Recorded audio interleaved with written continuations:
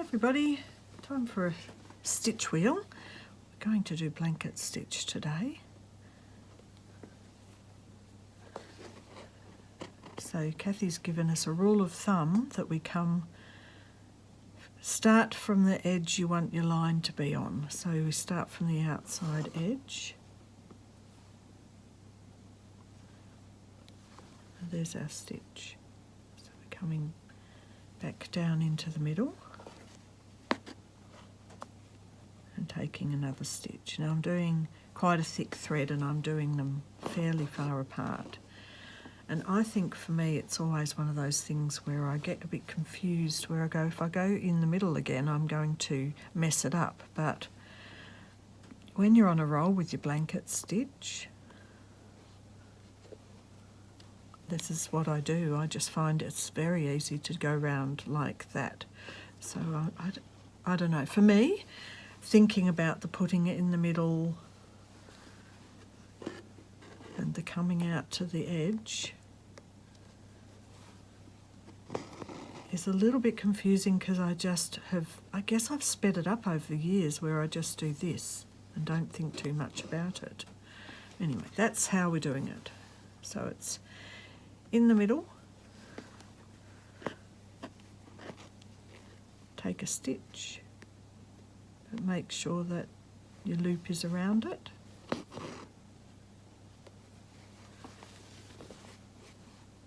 In the middle, take a stitch, so you loop around or under.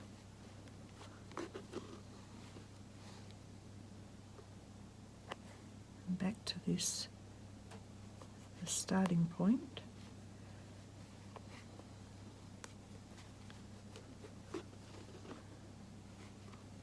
We've created a stitch, but you just now want to secure it.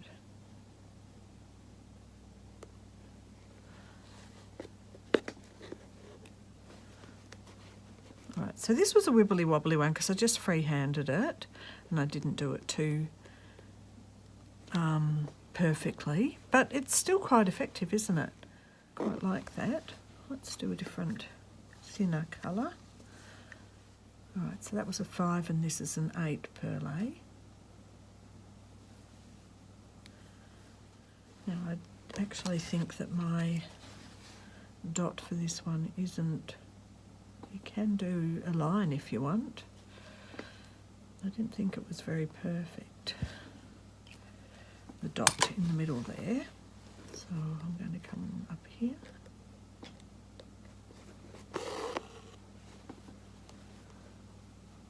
Down in the middle.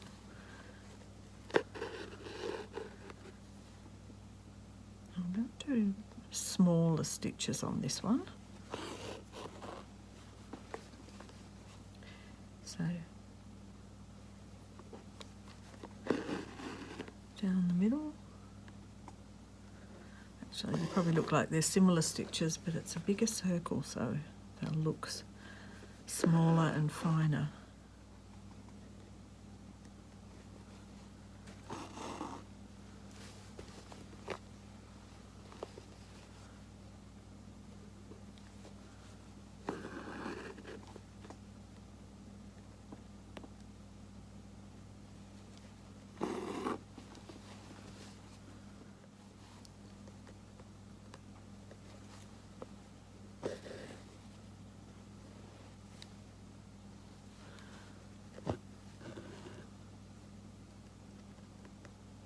I might like to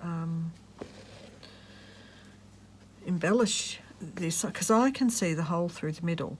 Now I really like that, especially as you remember last week we were doing the little designs. I kind of like, this is one of my favourite reds, and I kind of like that this would be something that I may end up using.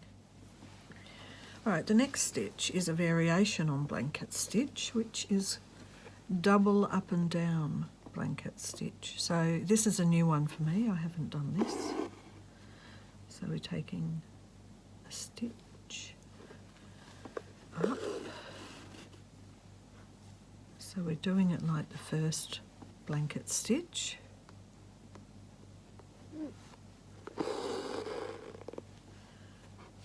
Then we're taking a stitch across, not pulling it all the way through. Another stitch up here next to it, and we're looping this through and then pulling it down. It forms a double prong. These could be a little bit closer, so starting like you started at the start. So that's the little motive.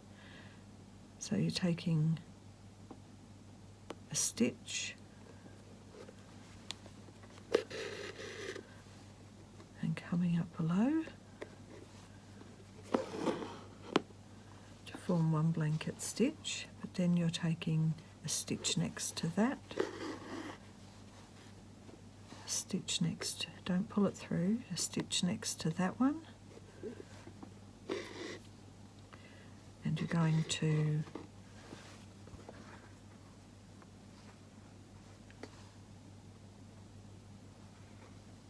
loop that over like that. That probably wasn't very clear. And then when you pull it down, it creates a little double. Right, let's do it again. I'll try and make it a bit clearer. All right, so you're getting your first blanket stitch. Then you're creating a new stitch next to it. And when you come up next to the top of the stitch, or the inside, because it's always the outer where you've got your little line, you're making, so make sure that you're not twisted. Let me pull it through a little bit more so that that tail isn't there.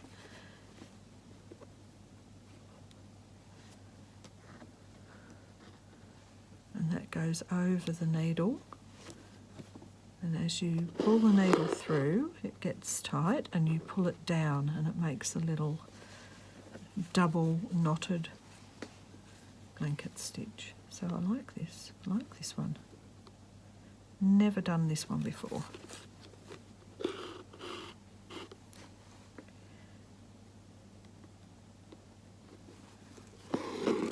So blanket stitch. Stitch next to the blanket stitch. Take this over and pull it down, and it creates a knot. Oh, well, I like this one. This is a good effect, isn't it? Okay, so for this side, I'm using 4 strands of embroidery floss. I used 3 for that, and I'm doing that not because I couldn't be bothered doing the floss, but I'm doing that to just for my own experiment, to just see how it looks in terms of improvisational stitching. So I'm going to do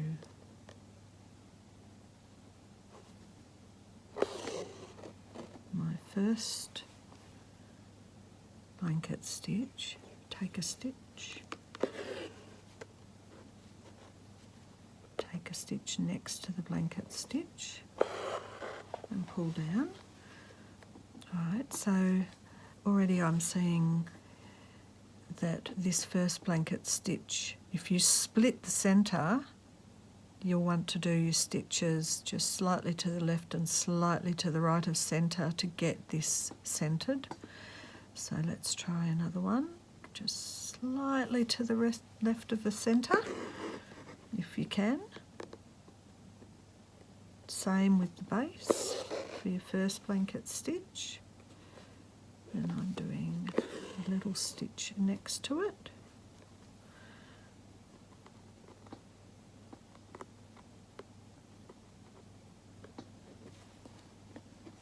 And I've got to have this looped over the needle and then pull it down. So it's quite an interesting effect, isn't it? I wonder if you might use this for the bottom of a bridge or something like that. But definitely I can see the slight difference in the layers of the embroidery floss. So this one's just slightly thicker, being 4 strands.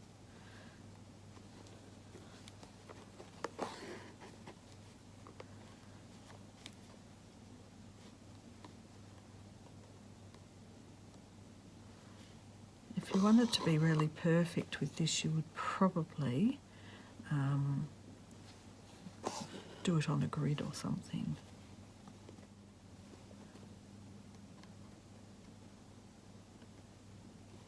Somehow it's looped over, and then you pull it down, it creates the double knot. Alright, so they were a bit close.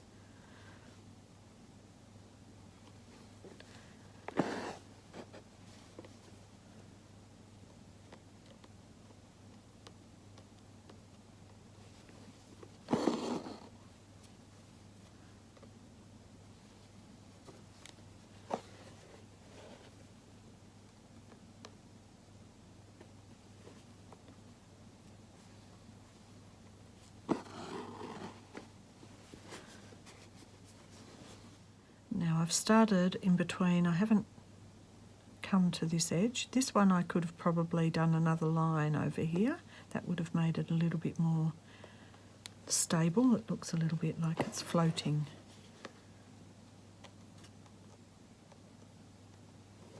Right, so blanket stitch. And stitch next to it.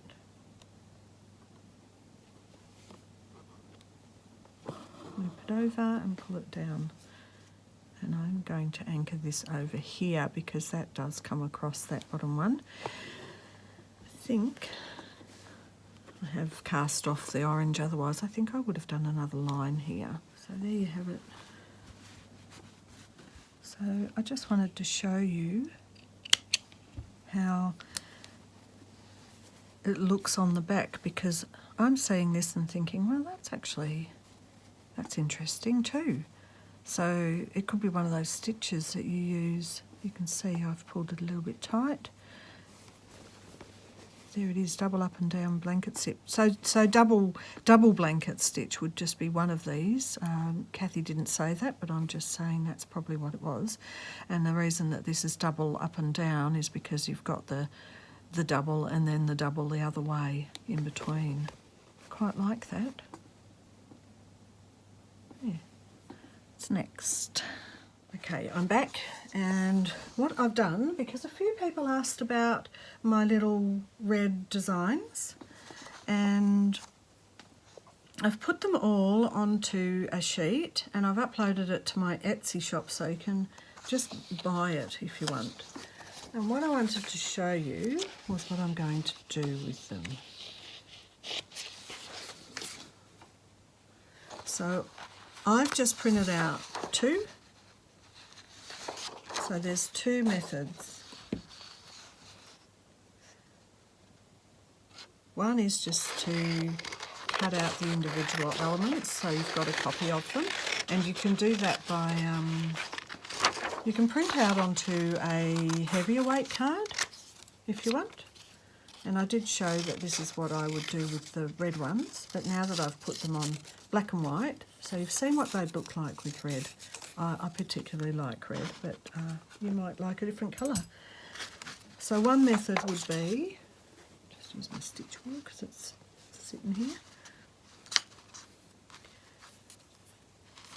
to place them around wherever you want them to be and work out your design. Number 1, we went through that already in the last one. Now the other way to do it, and I don't have this to show you, but would be to put your piece here.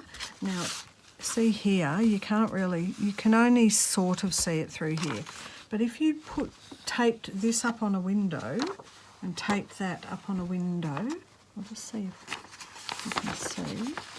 You can sort of see that the light, can you see that? The light shining through behind will help you to see the pattern, and then use your water-based eraser.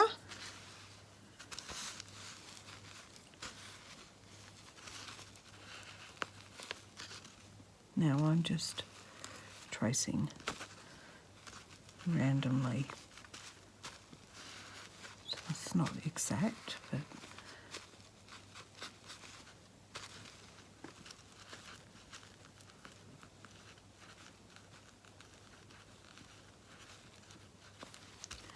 like that.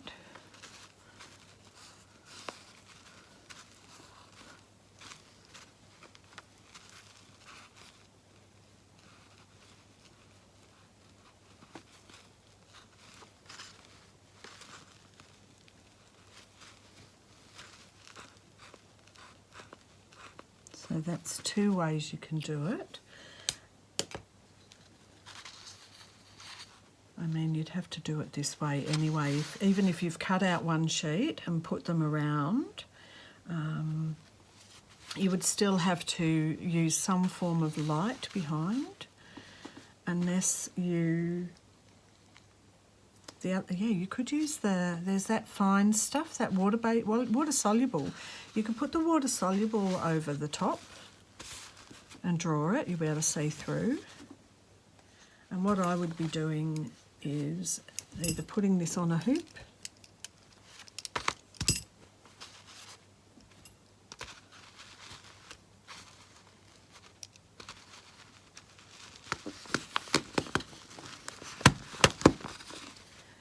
and then embroidering it, pull it tight.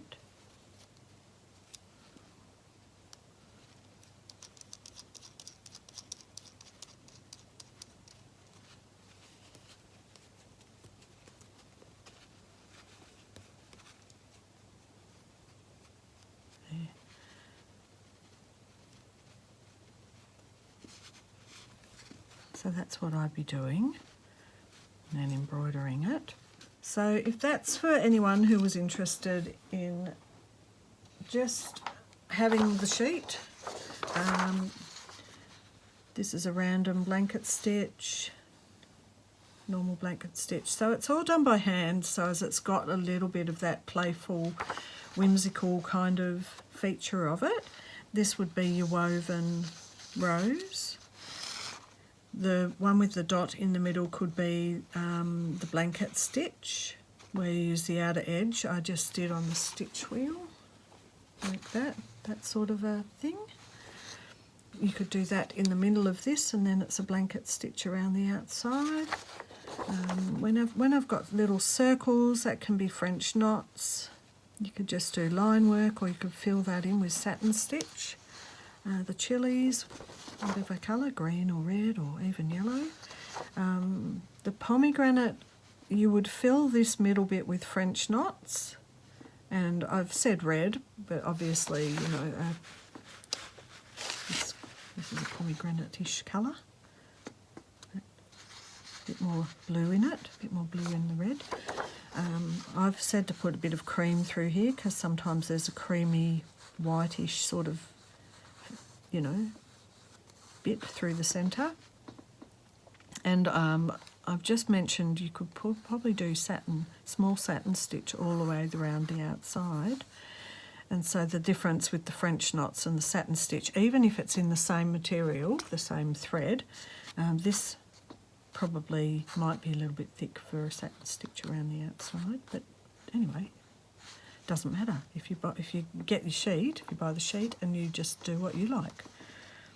So I hope that gives some ideas and some inspiration for some play with that. Okay, so I've just got my red thread. So I don't know what colour it is, but it's that slightly bluer version of red, which I love. I've got 2 strands of embroidery floss. And what I'm going to do is do a fast forward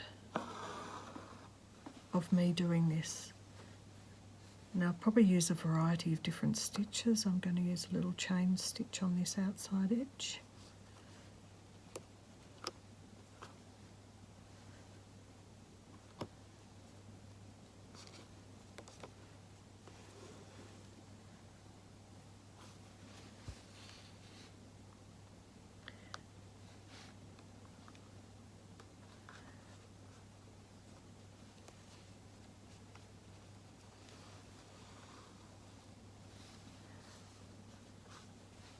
then I'll wash off the blue and you can see how it looks. So enjoy.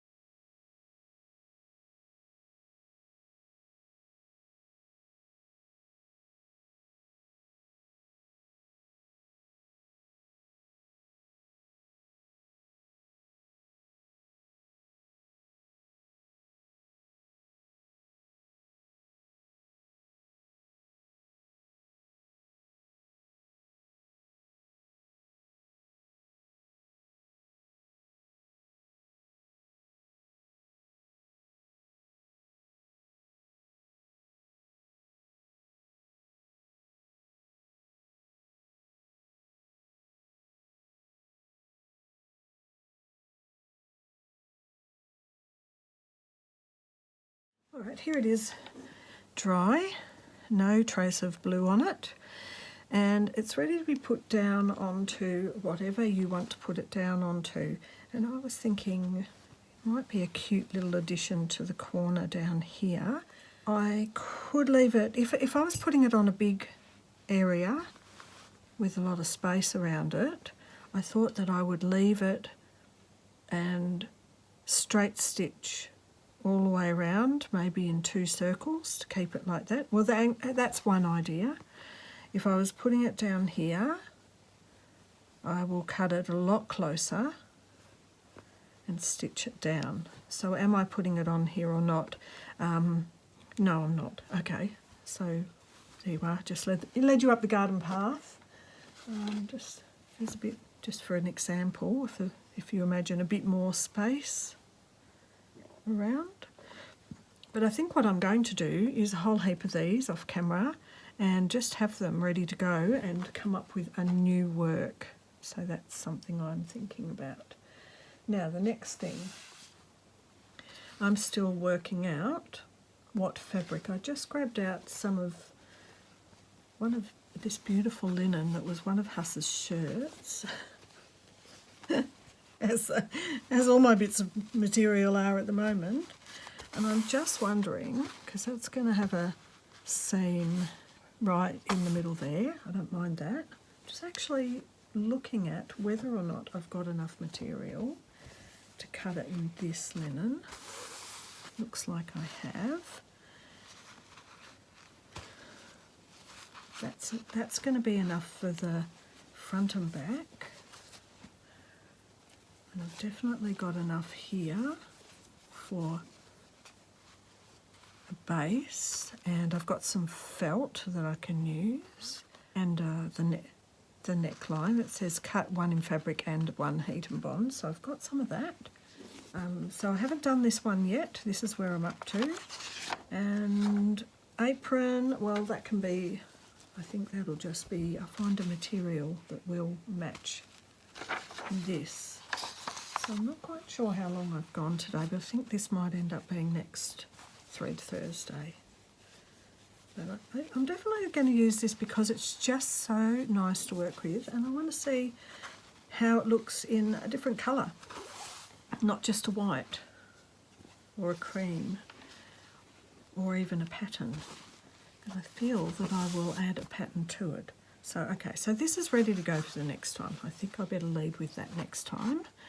And let's stop there and I will see you in the next one, and I hope there's been something to inspire you on this particular one, and I'll see you later. Thanks for watching. Bye for now.